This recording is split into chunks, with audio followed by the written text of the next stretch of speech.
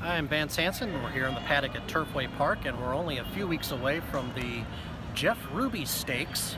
Yes, that's not a misspelling. Jeff Ruby, the steakhouse in Cincinnati, is sponsoring the Spiral Stakes, or what traditionally used to be called the Spiral Stakes. It was the Turfway Park's most significant Kentucky Derby prep, and Mike Battaglia has said that his father John decided he wanted to have create a race here in the early 1970s that would serve as a prep for the Kentucky Derby. It took about a decade for it to gain some footing and gain some steam, but it sure hit the big time in the early 1980s when it became sponsored by the Jim Beam Distillery.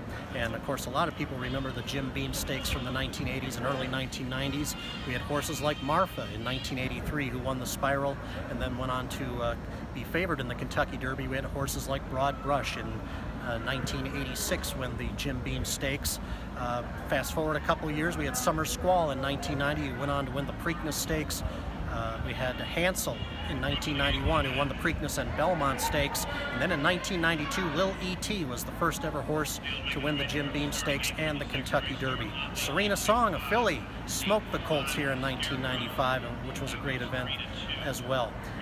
In the Polytrack era here at Turfway Park, the only horse to sweep both the Spiral and the Kentucky Derby was Animal Kingdom in 2011, and he proved at Churchill Downs he wasn't just a synthetic surface horse. So lots of history at Turfway Park. The Spiral Stakes, it's gone through a lot of changes. I remember the Jim Beam, I remember the GalleryFurniture.com, and now this year it's the Jeff Ruby Stakes. It'll be run here on March 17th, a mile and an eighth for 3-year-olds. Grade 3 event, Kentucky Derby.